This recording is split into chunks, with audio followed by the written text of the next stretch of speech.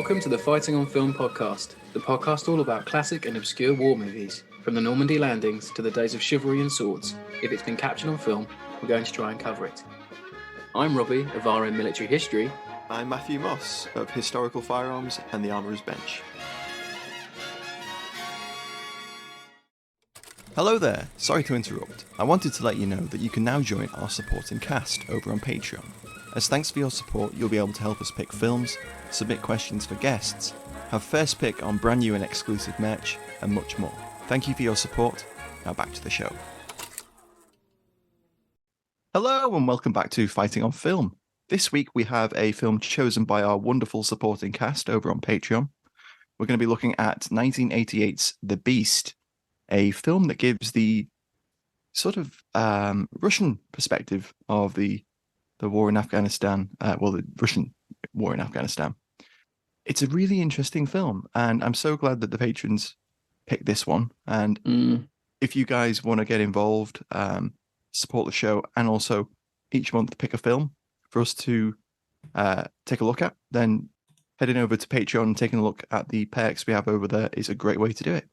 Yeah, and this one's been a long time coming. I know we've had a lot of emails on our search, the request feature on our website. We've had this one come up a lot, and we knew that it would be one that would be quite well received. We've got this big, pot of war films, and we stick them into like a generator, don't we? Like a little wheel thing, and we just click a button and let it choose 4 random films. It's the fairest way. And when this came out of the hat, we were like, "Oh, The Beast, nice." Sometimes you know what's going to win. Like the 4 that come out, you just have a feeling. I mean, sometimes we theme them. Sometimes we have a little theme, and we pick a couple that we have been meaning to do.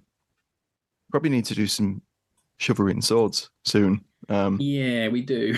Had another comment about us not having done any chivalry and swords the other day, and I was like, hands up, you're completely on the money. We have been remiss, but we haven't forgotten. Well, we were going to do Ironclad, and then it didn't get picked because we were really looking forward to doing it. And then it didn't get picked on the Patreon pick, and we were like, "Oh no!"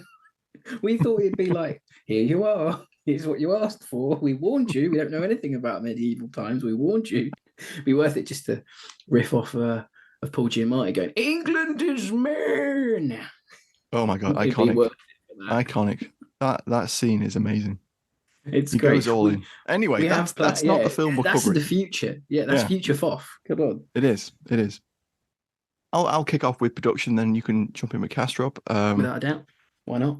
Directed by Kevin Reynolds, perhaps best known as the writer of 1984's Red Dawn, which has some real links with this film, obviously in subject matter. Director of Robin Hood, Prince of Thieves, that childhood classic that is on every Christmas in the 90s. Waterworld. It's true.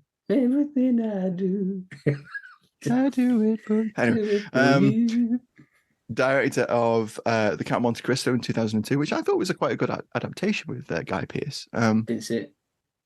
Pretty good. Produced by Gil Friesen. The film was edited by Peter Boyle, who worked on those 1970s Musketeers films, which I always loved as a kid. Also worked on Waterworld and Robin Hood. There's a kind of a link coming in here, isn't there? There's some Waterworld, Robin Hood links definitely.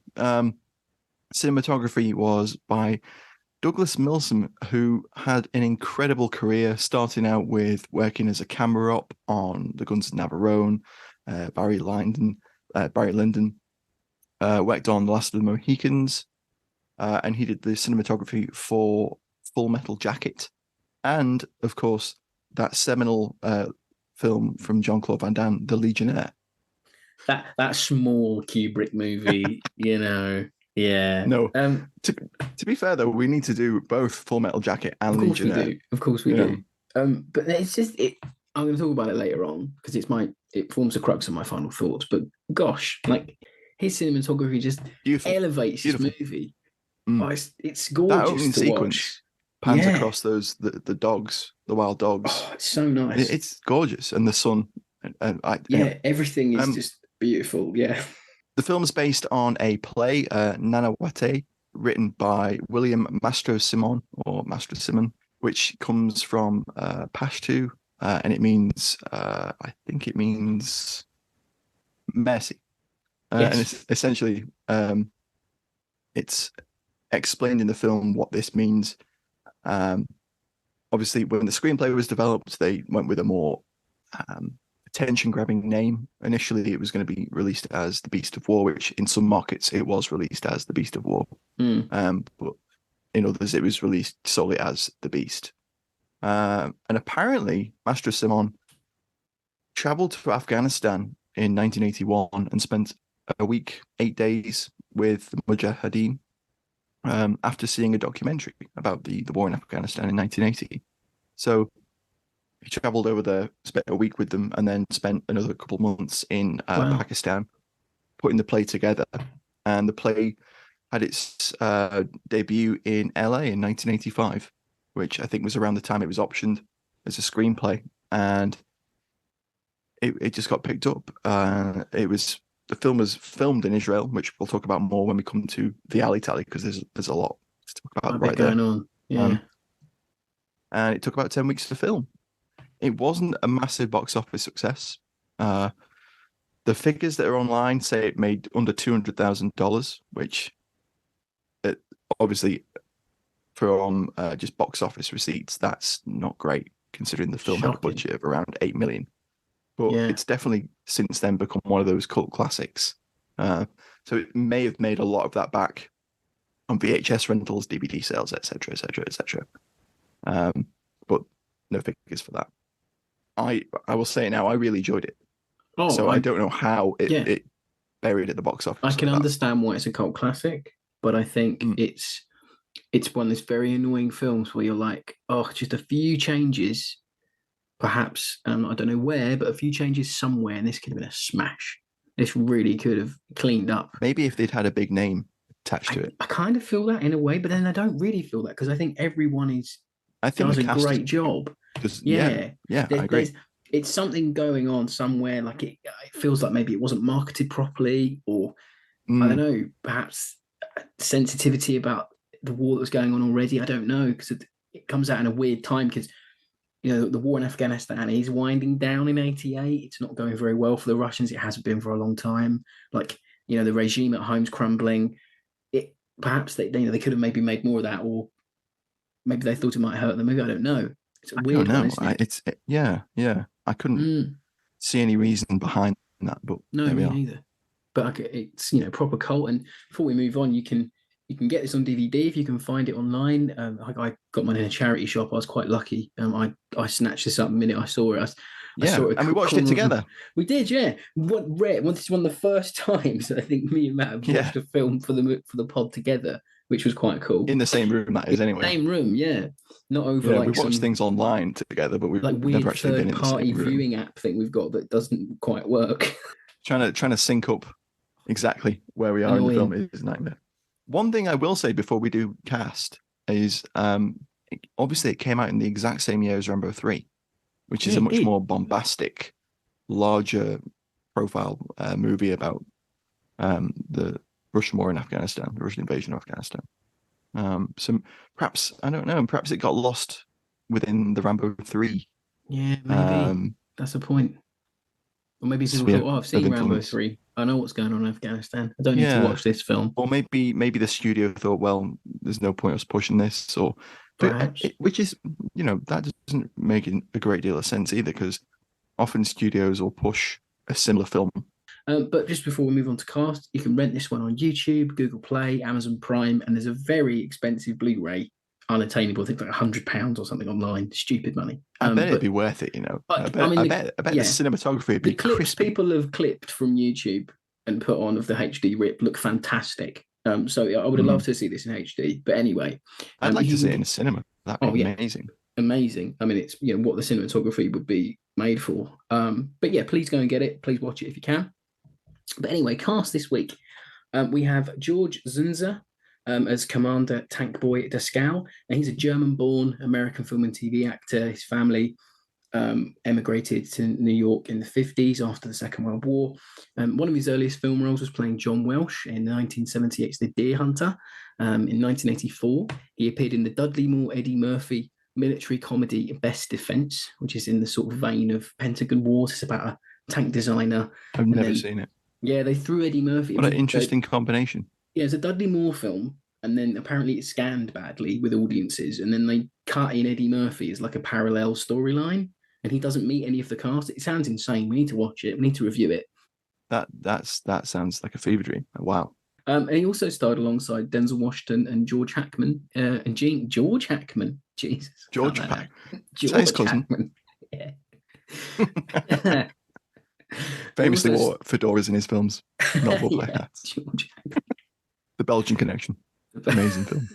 And he starred alongside Denzel Washington and Gene Hackman in 1995's The Crimson Tide.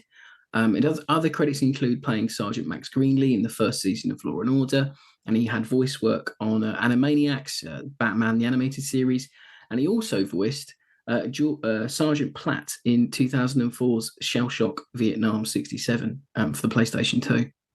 Oh, cool. Nice. Which is one of my all-time favourite games from that era. And I thought, I know that voice. Yeah. And it was only when we watched The Beast that I had to look it up after. I was like, he's in Shell Shock. Amazing little connection there.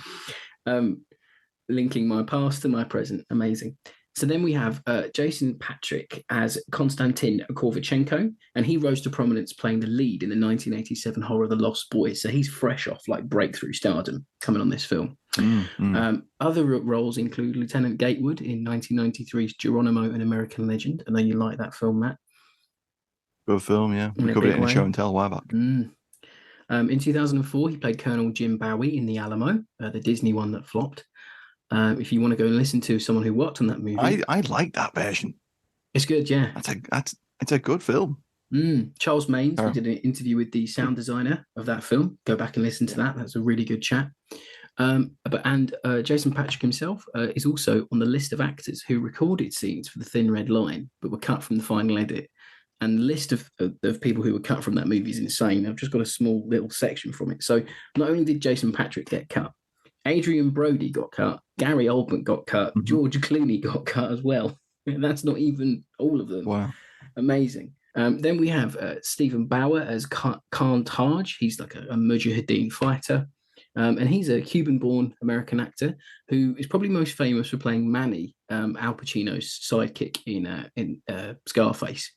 If you know, you know. In terms of war films, though, he appeared in the Behind Enemy Lines threequel, Behind Enemy Lines Colombia, as General Valez, which sounds Behind Enemy Lines month is going to be lit. I know, right? Yeah. No, stop threatening all these bizarre months. You're going to damage the metric. How dare you? Other roles include playing the drug lord Fuente in Breaking Bad, and then he reprised the role in Better Call Saul, and he's also been on like tons of American TVs, CSI, Hawaii Five-0, Cold Case, Law and Order. Really prolific. Then we have Eric Avery as Samad. He's the tank crew's Afghan interpreter. I love him in this. He's really good in it. Really good. An Indian-born actor who's worked extensively on American TV and film projects. His role in The Beast is one of his earliest roles. His credits include the 90s remake of McKell's Navy. He's in The Mummy, Planet of the Apes, Daredevil. TV and stage work is extensive. I could go on for hours. It's so much. And he also, another video game connection, he voiced Master Rahul in the Destiny video game franchise, which is a nice little thing. Yeah. Then on to Stephen Baldwin as Anatoly Golikov. And he's one of the Baldwin brothers. Made his film debut in The Beast. It's his first big project. Uncredited in Casualties of War in 1989. He also appeared on the 4th of July in the same year. And he also appeared in The Usual Suspects in 1995. And he played Barney Rubble in Viva Rock Vegas in 2000. Holy shit, he did. Wow. I say awful, but I enjoyed it when I was little. Because it's weird. I don't know. Back to back, everyone changes because no one came back from the first film. Oh, it's so funny. I watched it when I was little and I was like, that's not John Goodman. Who played? Oh, yeah. Rick Moranis and John Goodman. And then it's Mark Addy and Stephen Baldwin. Oh, my God, it is, yeah. Oh, God. Anyway, moving on from that bombshell. And then rounding out the tank crew, we have Donald Patrick Harvey as Kaminsky, And The Beast is his 5th credit. So a lot of these actors are quite young, apart from George Dzundza. When they're coming into this, he played Corporal Clark in Casualties of War in 1989. So there's a connection between him and Baldwin. He was a mercenary in Men in War, the Dolph Lundgren film from 1994. He appeared in the 1995 Tank Girl adaptation, and he was Sergeant Becker in The Thin Red Line. So he didn't get cut, but Jason Patric did. A bit mean. And on TV, he's just had so many small roles in American film and TV. It's another list you could go on, but Miami Vice, NYPD Blue, Yellowstone, Pam and Tommy. He's been in a lot. And then we have Shoshi Marciano as Shirina. She's the main Afghan woman who has her sort of band of rebels who are all women. Yeah, her fiance is killed in the village sequence, isn't he? Yeah, and she wants revenge. Yeah, and they bring their jihad, but in a completely different way. It's quite nice. There's a parallel. They're all doing the same thing, but they're all sort of on parallel lines. It's a good. It's almost like a road movie at times because they all have their own journey. It's interesting. But she only has a small credit list, and I couldn't find much about her online. But she's been in mainly Israeli productions, including 1984's The Little Drummer Girl, Iran: Days of Crisis, and she had one appearance in an episode of the early 90s detective drama Tropical Heat, which sounded quite good. I'd never heard of it. And then we have Dale Dye as an uncredited role as a Russian helicopter door gunner, and he was also the film's military advisor. He was indeed. He is, yeah. And he said about this, working on the film on the Warriors Inc. website, I was also less than impressed by the tanks I'd seen in earlier films. They were too clean, obviously carefully and lovingly protected specimens from someone's collection of war relics. That's not the way the tank looks in combat, as any veteran will tell you, and I was determined that our tanks would not look like museum relics. They had the right look, and I believe the crews performed extremely well on camera. Yeah, apparently he negotiated the purchase of them with the IDF. It's incredible, isn't it? I could read. I wish Dale does a book, a Warriors Inc. like magnum opus book. Yeah, Dale needs to do a book, that's for sure. I mean, so influential. Yeah, any listener of the show, just go on the Warriors Inc. website and click the projects worked on section and just have a read, because there's so many great anecdotes from on set. It's amazing, really is. And then we have a retro review. Moving on. It comes from the LA Times from Michael Wilmington, September 16th, 1988. And I'll read you his conclusion. He says, The Beast is no anti-war movie, but it isn't a jingoistic bloodbath either. It's a battle movie in some ways to war stupidity. It's a battle movie alert in some ways to war stupidity, to the cycle of waste and futility it represents, the destructive happenstance and fumbling bloodiness it usually generates, and the howls of the beast it kills or dies. I would say it's an anti-war movie, wouldn't you? I think it is. Yeah. It's a little bit of a propaganda piece, that's for sure. It's a mixture. It's an odd mixture of propaganda. It's like on the button culturally at the time, and it's anti-war, but then it's pro-Mujahideen. But then I think 10 years later, it wouldn't. It's very time capsule. Much like Rambo 3 is. Yeah. It's not Ninth Company. It isn't that level of propaganda, because that is oh my God, that's Russian state propaganda, basically Ninth Company. It was, although it's a very good film, piece of cinema, it's good, but its overarching message is we were correct to do what we did in Afghanistan, whereas this movie is pretty much no. Unequivocally no. We need to cover it, because I have not seen that film in quite a long time. It's a little bit. I can't remember the details of it. It's Russian Full Metal Jacket with a big battle at the end. I think that's the best way to describe it, because you follow the chaps from there getting their conscription to being in Afghanistan. It's a very big journey of a movie. I can't wait for the version of that from Ukraine. Oh, I know, right? That's gonna be fun. Yeah, we'll get them. Yeah, we'll get them. No doubt. But it's an interesting film. So I think maybe we should get your opinion, because every week we ask for your one-word reviews, and we love to get them. If you're on the Twitter, they go up every Monday or Sunday before we record. And at Fighting on Film. at Fighting on Film on Twitter. Yeah, please do follow us. And we had another bumper response. There's 140 odd likes, 53 replies. We love it when you guys get involved. It means a lot to us. So Tom Petch, who we talked to last week, he says sweaty. Battle design goes with superb film. Inkikuchi from the Imperial War Museum goes with RPG Kaboom Tank. 3 words, but he did join them with dots, so I'll take it. Probably the nearest 1980s Afghanistan war film can get to bring up the pit. Lance Nielsen says excellent. Andy Moody goes with Enfield. Kevin Getz says anti-Rambo. And Harry Webb goes with great film. Positive reactions this week, and a few people, admittedly, who hadn't seen it. And I can completely understand, because it's cult and it's rare, and I don't think it's on TV very often. So I can fully understand if you haven't seen it. I can't remember last time I saw it on UK listings anyway. This feels like it would have been on Movie Drone back in the day, or it would have been like Saturday night. Movies for Men movie. Yeah, movies for men. The Great Movies channels over here need to get it. They do, man. Yeah, I'm sure it's cheap. I'm sure it's cheap to license. Maybe we should license it. Maybe we should create a we need a TV streaming show. Maybe that's it. Because there's too many streaming services anyway. So a fairly decent. We might as well throw another one in the hat. Independent war movie show should have one. I'll bankrupt my family by buying licenses to war movie properties. Why not? My family can't eat. Why? Because I keep buying the licenses to obscure war movies. Please, somebody help me. I can't bounce the books. I've mortgaged the house trying to buy the rights to 9 Men. Help me. I need help. There's a Bill Nye British film to be made of us trying to get the rights to 9 Men. And I just go insane and start fashioning clothes out of old lobby cards. So maybe we should, after all that hilarity, we should move on to the alley tally.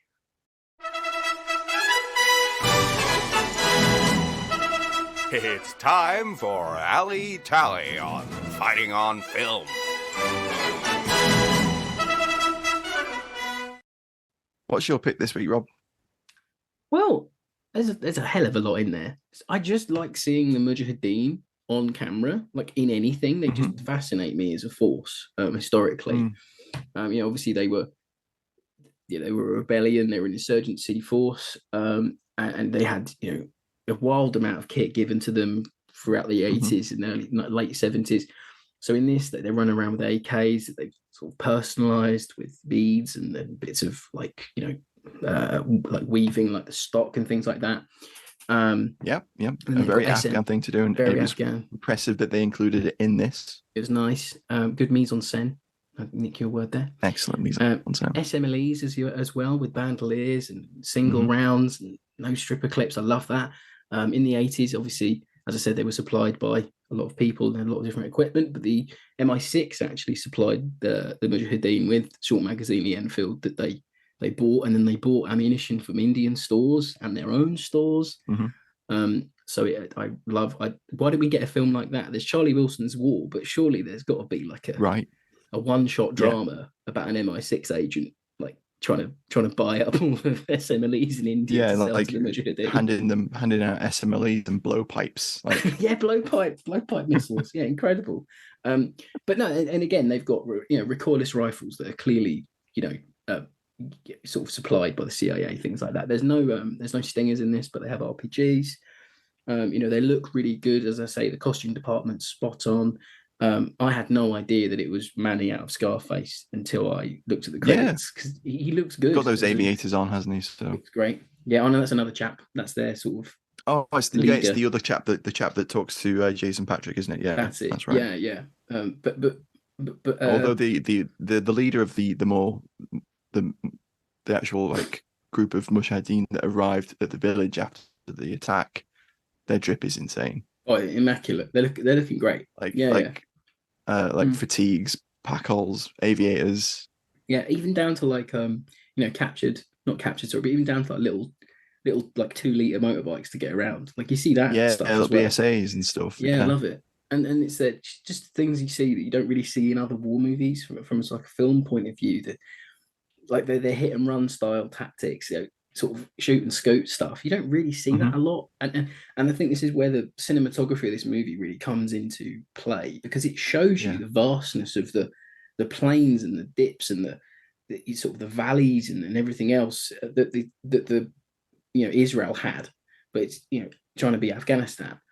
But then it echoes that footage that you see from BBC News reports of the time. There's a very famous PBS documentary that was about the Afghans. Obviously, it's a Cold War proxy war. America are fighting a nation without directly fighting them. So they're just doing a lot of things you don't see in war movies, and it's all in the background. If you know, you know. If you don't, you don't. But it really evokes the look of the period, the look of that war. It's a very there aren't any pitched battles. It's kind of like Vietnam, but different.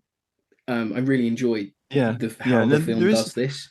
The film does have an authentic feel to it in a lot of ways. A couple of things that I noticed, there's Jezzails, which are very characteristic of that region.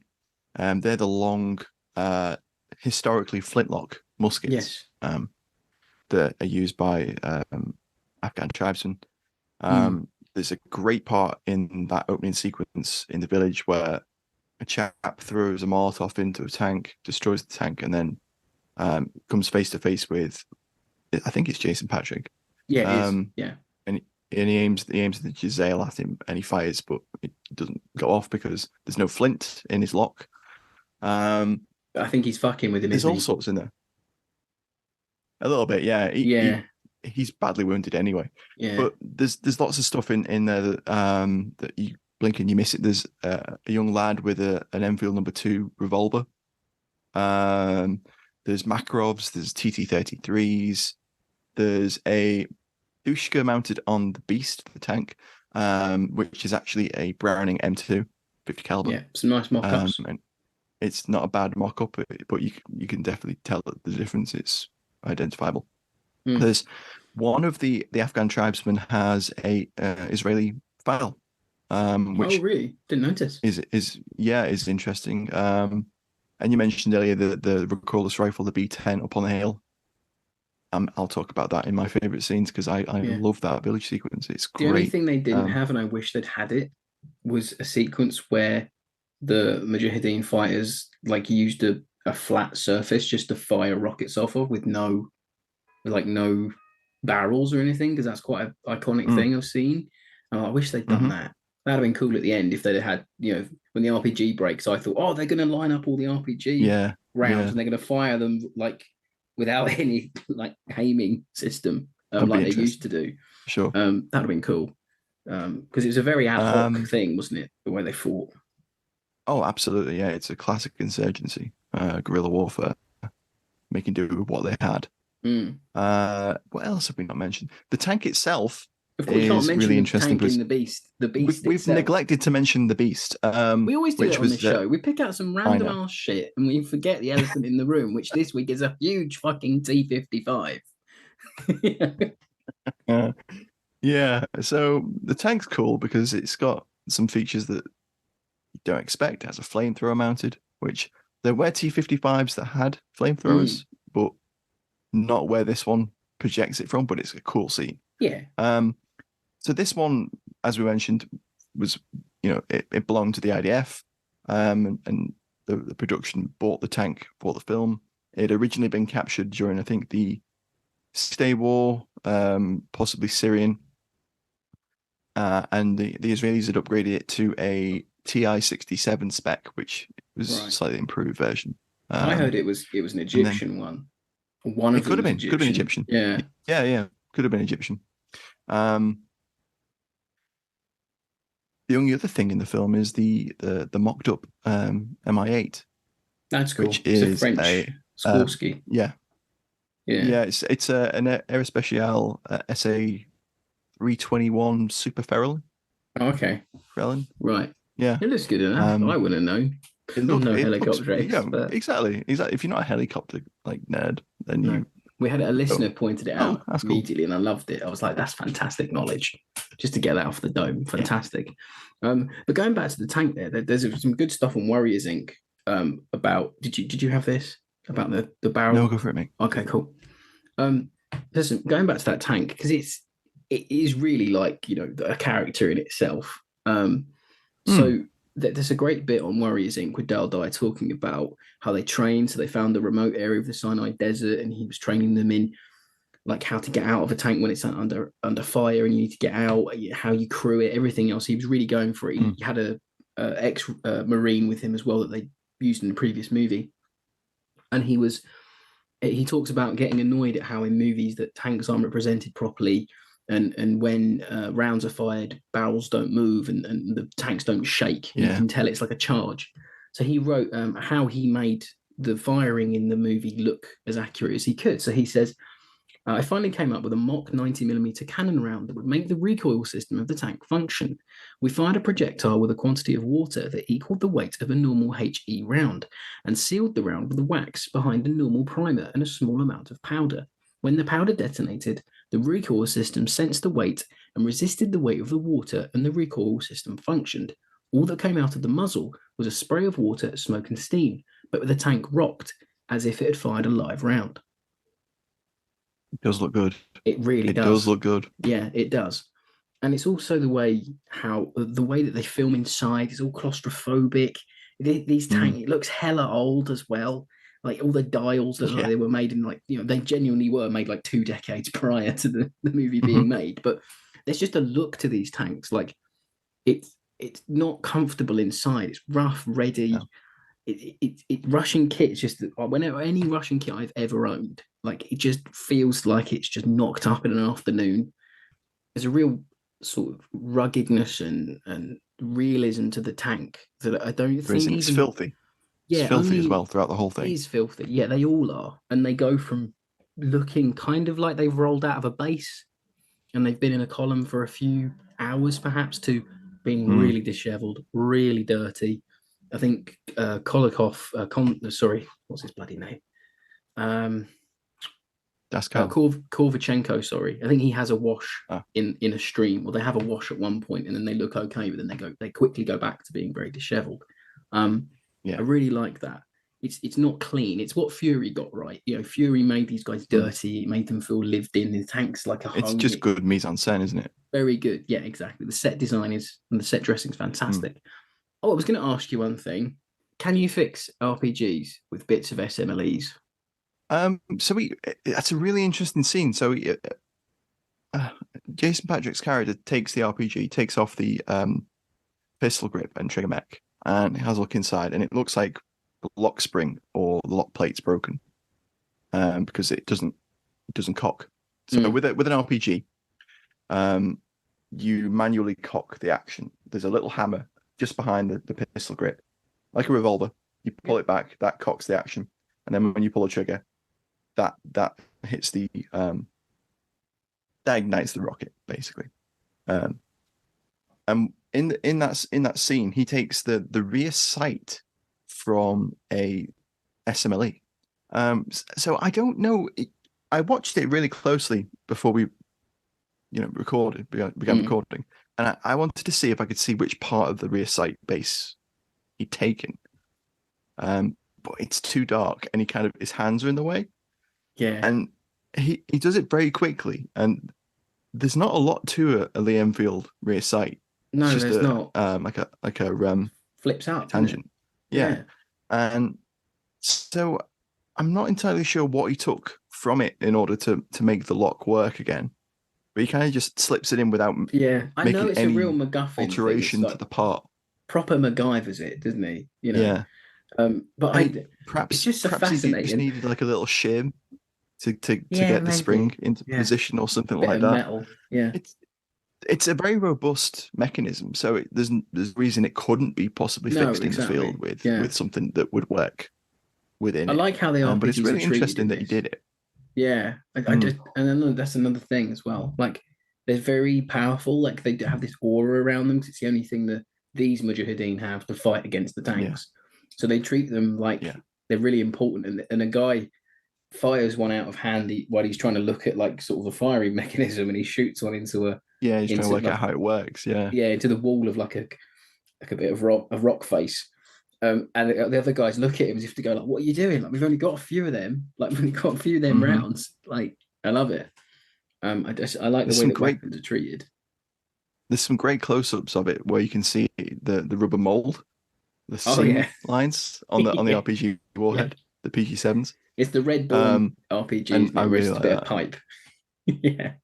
Yeah, the RPGs in Red Dawn are a valiant effort, but they're way off the mark. This is perhaps one of the best representations of an RPG being fired because it is an RPG being fired. It's an actual RPG being fired. It just put like a dummy warhead on it. Yeah. The only other thing that occurs to me within the sphere of this is the crew are armed with AKMS rather than AK-74s.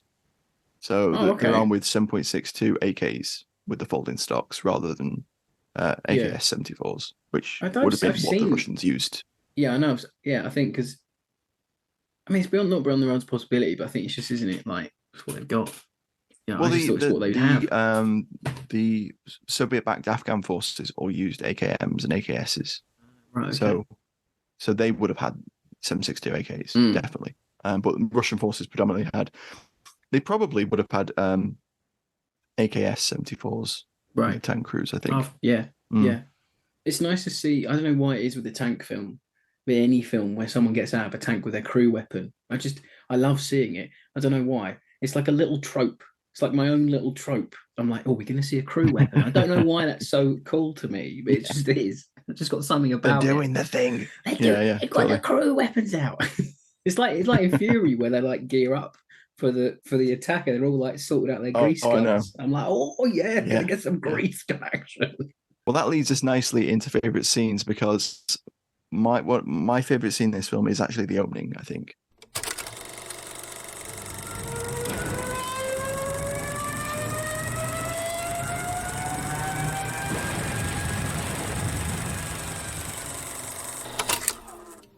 There's a lot of great scenes in this film, and it's a strong film in terms of scenes and performances. But that village assault is a great set piece. You get a platoon of tanks, 4 tanks, and it really establishes the ruthlessness of the Soviets. There's that great bit with the recoilless rifle up on the hill, the guy trying to fire down onto the tanks, and he's manning it on his own, so he can't reload quickly, and it's covered in dust and it's dirty and you can't get the action open. There's a really lot of fake details with killing tanks in this movie.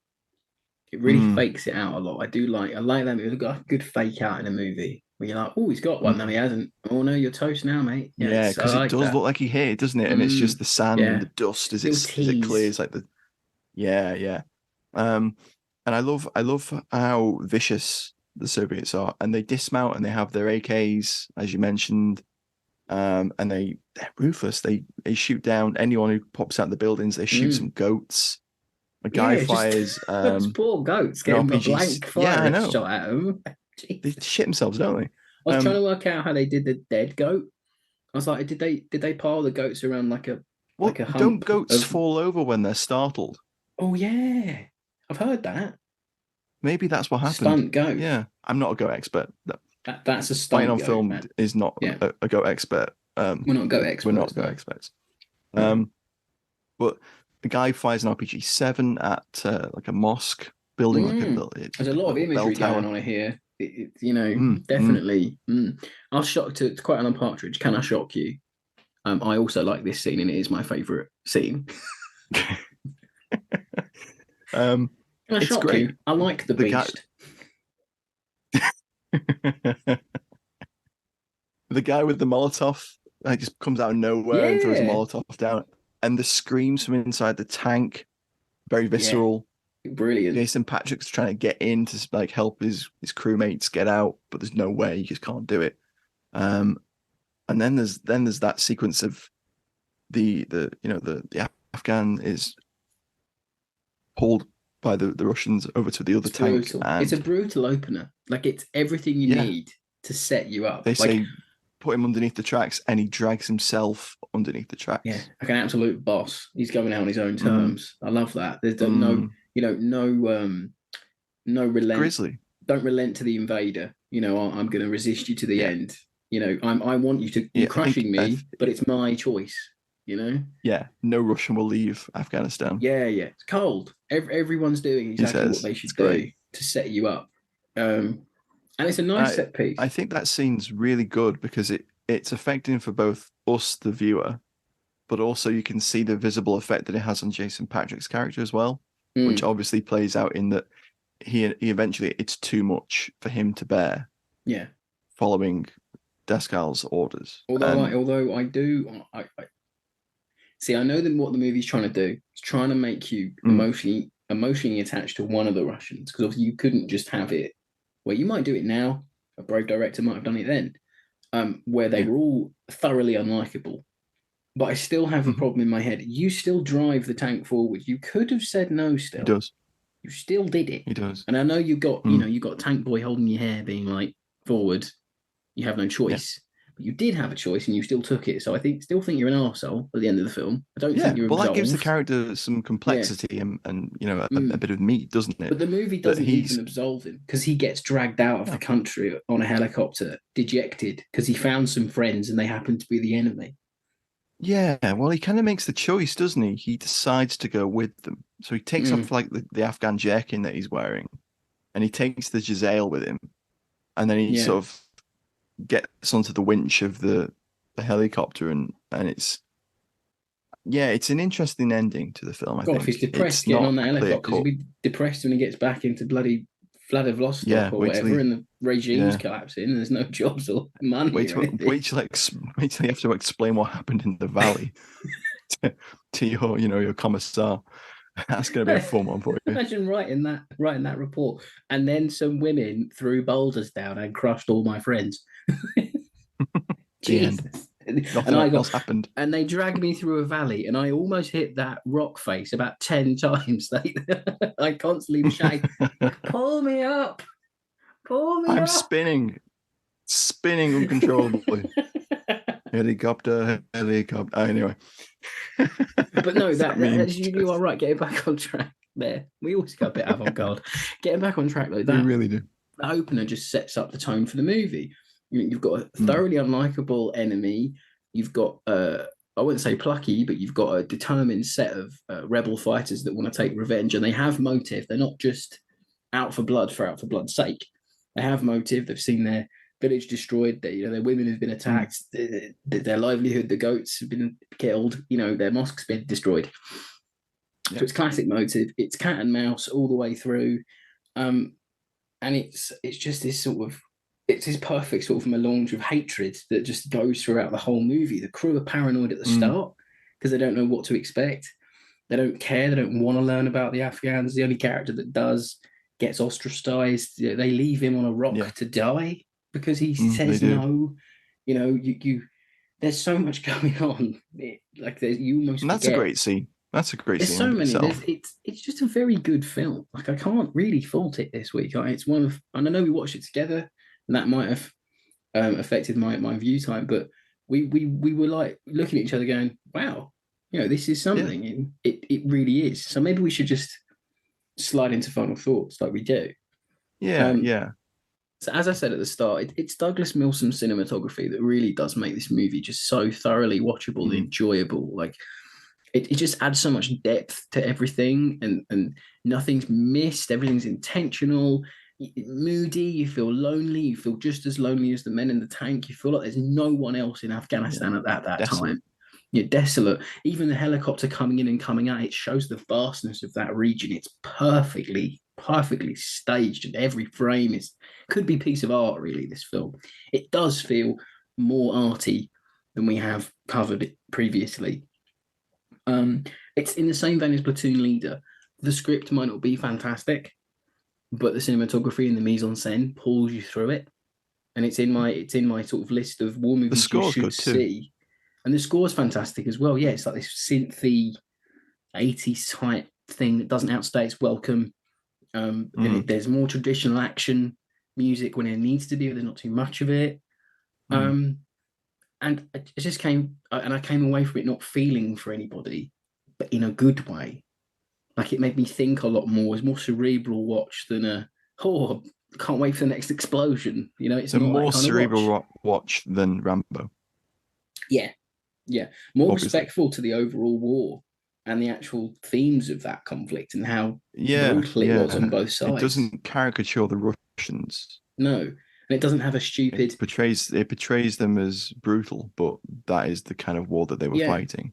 And it doesn't do that thanks to the brave Mujahideen fighters that Rambo 3 does at the end. That weird sort of always makes me smile. It does, yeah. Like, it won't be saying that in 20 years. Fighting the Cold War on film. That's what the Americans did, didn't they? It's just a good movie, isn't it? I can understand why it's cult. As I said, I wrote here, perfectly encapsulates the Russians leaving Afghanistan, battered and broken, just like the tank. The boulders crashing down around the tank at the end is a fantastic metaphor for the end of the Russian invasion and the crumbling regime at home. And I've said it a lot, but that's how it feels to me. Even if it wasn't intended, it's a perfect metaphor for that end of that war, because it really did send a shockwave through to the Kremlin, and it really sort of forms the modern Russia that we have now, unfortunately. Yeah, I agree. It is beautifully shot. It's well paced. The performances are great. I really like Eric Abari as Samad, and his complex character of being an Afghan who has sided with the Russians, and he's gone to university. I think in Russia it's mentioned, and he's the second in command of the tank.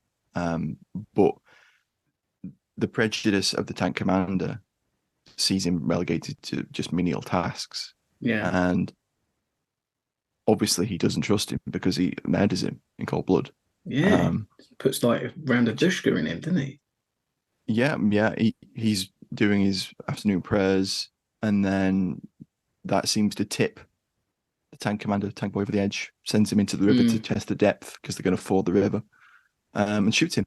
And it's a very striking sequence because you kind of feel it's coming, but you don't know whether he's going to really do it, or whether Jason Patric is going to prevent it from happening again, because that is part of the build-up and the tensions between the tank commander and Jason Patric's character.